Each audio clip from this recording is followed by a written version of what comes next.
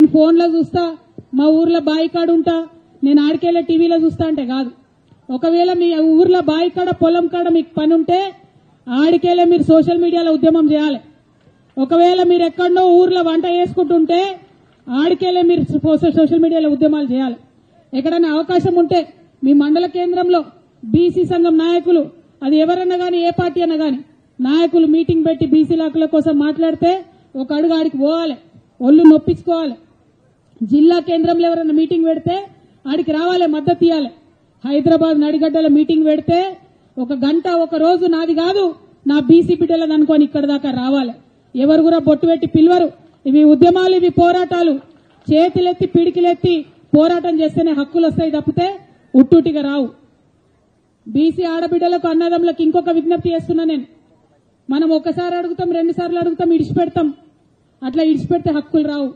మన హక్కులు సాధించే వరకు అవతల వైపు నుంచి మనం అడుగుడు మొదలు పెట్టగానే మొదటి విమర్శలు వస్తాయి. భయపడద్దు. రెండవసారి ఎక్స్ప్లెయిన్ చేసుడు మొదలు పెడతారు.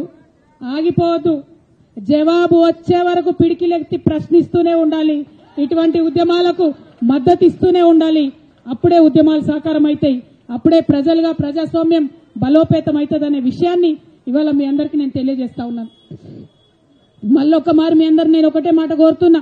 ఇవాళ 72 గంటల నిరాహార దీక్ష, లోకల్ బాడీ ఎన్నికలలో 42% బీసీల కోసం రావాలని చేస్తా ఉన్నాం.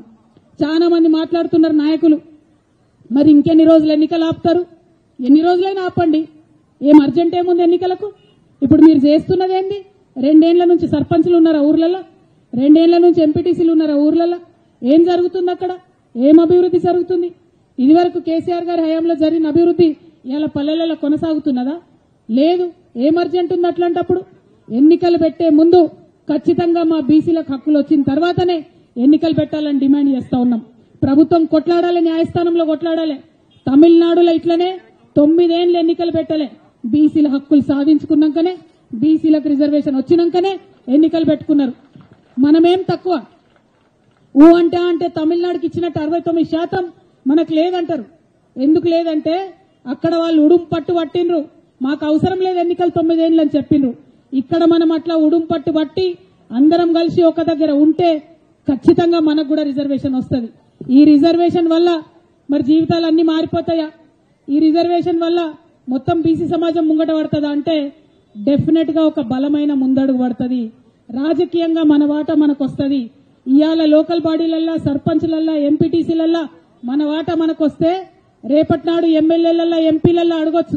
రేపటి నాడు ముఖ్యమంత్రులు అయ్యే దగ్గర అడగొచ్చు, నిలబడి మా వాటా ఏదని అడగొచ్చు. దానికోసం ఇది ముందడుగు అవుతుంది. ఈ విషయాన్ని దయచేసి బీసీ సమాజం అంతా కూడా గుర్తించాలి, గమనించాలి. ఇది మన ఉద్యమం, మన ఇంటి ఉద్యమం అనుకొని ఇంటికొక బీసీ బిడ్డ తరలి రావాలని చెప్పి హృదయపూర్వకంగా, వినమ్రంగా నేను వేడుకుంటా ఉన్నాను. మరి మళ్ళీ ఒకసారి చెప్తున్నాం, 72 గంటలు దీక్ష పట్టినాం. నీళ్లు తాగేది లేదు, అన్నం తినేది లేదు, ఇందిరా పార్క్ వెళ్ళి కదిలేది లేదు. ప్రభుత్వాన్ని రిక్వెస్ట్ చేస్తా ఉన్నాం. ఇదివరకు తెలంగాణ జాగృతి ఏ ఉద్యమం చేసినా ప్రభుత్వం ఇచ్చినటువంటి సమయానికి లోబడే ఉద్యమాలు చేసినాం, శాంతియుతంగా ఉద్యమాలు చేసినాం. ఇక్కడ నిలబడ్డాం, ఇక్కడ ఉన్నాం, మా గోడు మేము చెప్పుకున్నాం, మా హక్కులు మాకు కావాలని నినదించినాం. అంతే తప్పితే ఎటువంటి అసాంఘిక చర్యలకు పాల్పడలేదు.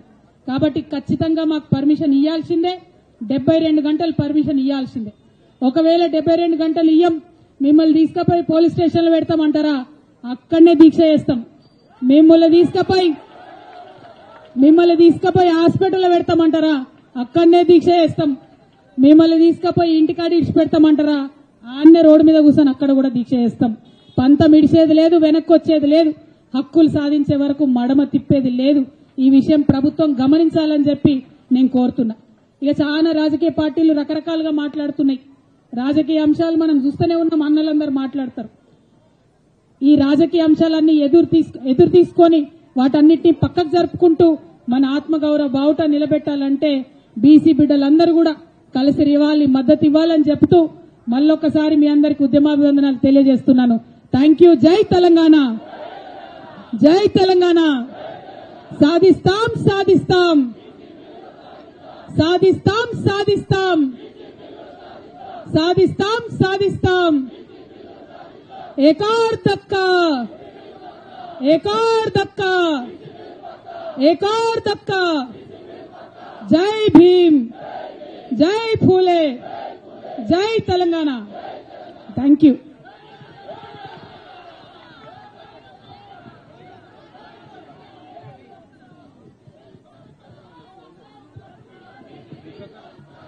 और